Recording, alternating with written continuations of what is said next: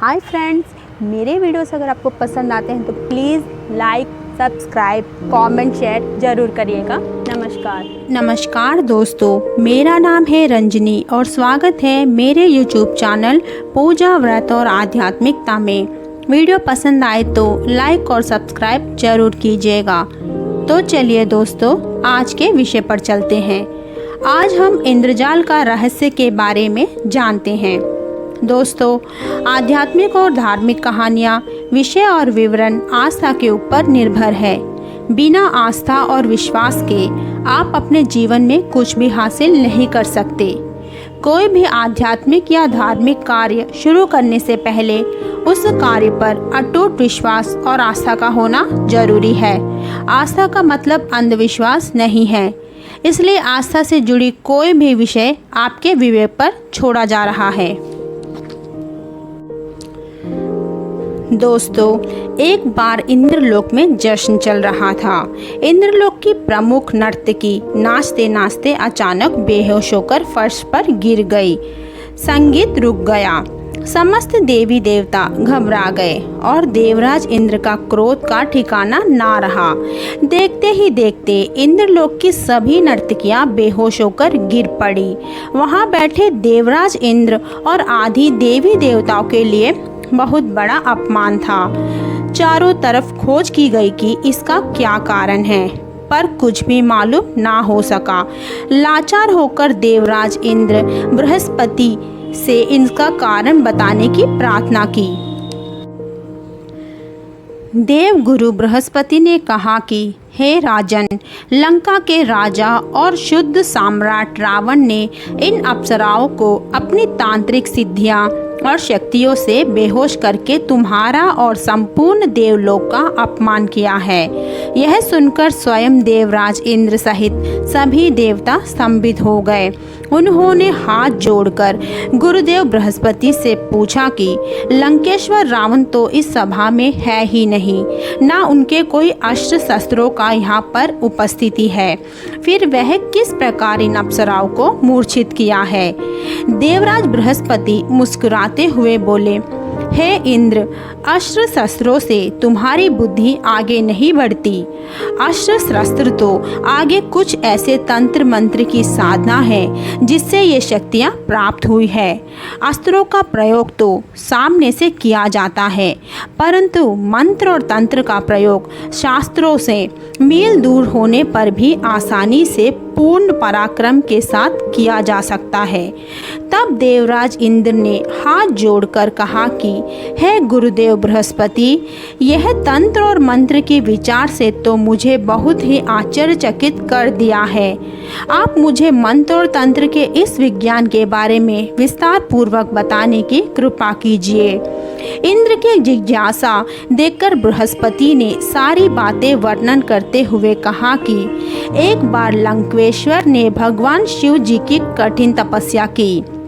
भोले शंकर उससे बहुत प्रसन्न हुए और उन्होंने उसे अपने पास बिठा लिया और कोई भी वर मांगने को कहा।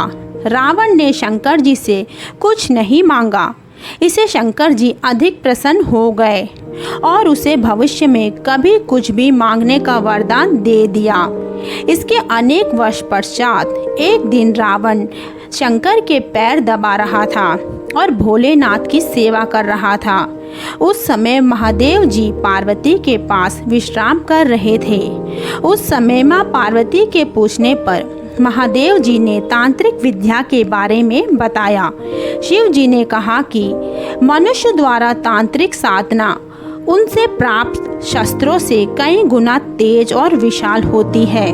यह बुद्धि से तंत्र सिद्धियां प्राप्त मनुष्य कोई भी कार्य कर सकता है। मंत्रों का प्रयोग हजारों और लाखों मील की दूरी से भी उसी प्रकार किया जा सकता है जिस प्रकार शास्त्रों का प्रयोग आमने सामने से किया जाता है। महादेव जी के मुंह से तंत्र शास्त्र और विद्या की महिमा का यह वर्णन सुनकर तो रावण के मन में एक इच्छा जाग उठी।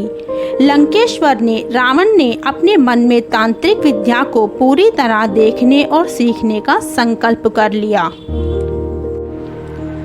पास में बैठे भोलेनाथ शिव जी को रावण के मन की बात को जानते देर नहीं लगी। भगवान शिव ने रावण को सारी तंत्र और मंत्र विद्या सिखाई और कहा कि इस विद्या द्वारा वह संसार के किसी भी असाध्य कार्य को पूरी करके यक्ष प्राप्त कर सकता है। रावण ने उसी विद्या के प्रयोग से आज अप्सराओं को मूर्छित किया है। देवराज इंद्र ने कहा, गुरुदेव आप भी तो मेरे मन की बात जान लेते हैं, मुझे भी इस विद्या को सीखने की बहुत इच्छा है। आप मुझे इस विद्या को सिखाने की कृपा करें।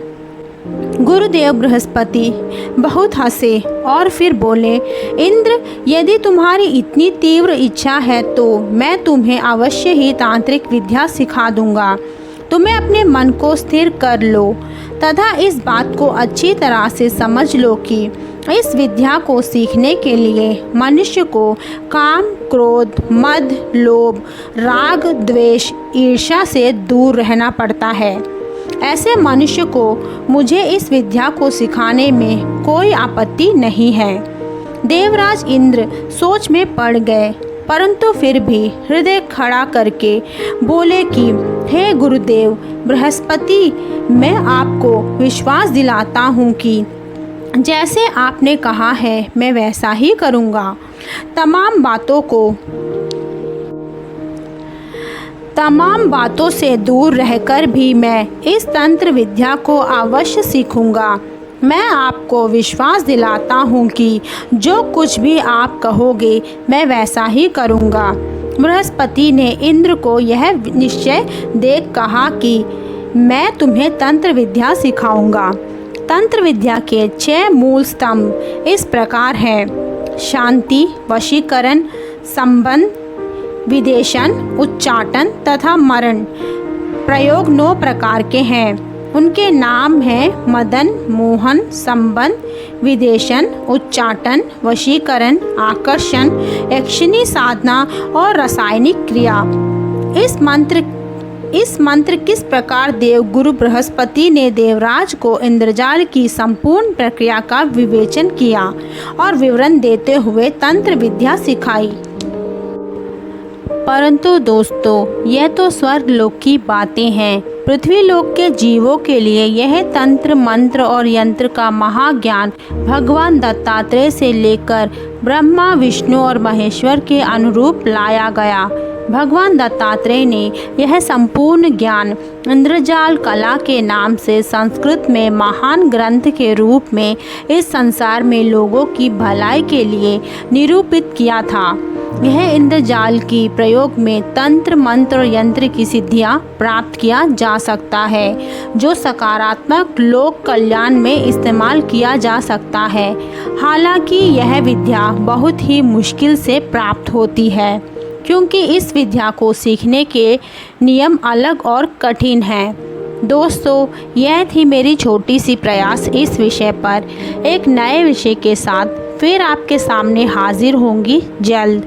आशा करती हूँ कि आप लोगों को यह विषय पसंद आया होगा। अच्छा लगे तो लाइक और सब्सक्राइब ज़रूर कीजिएगा। धन्यवाद और नमस्कार।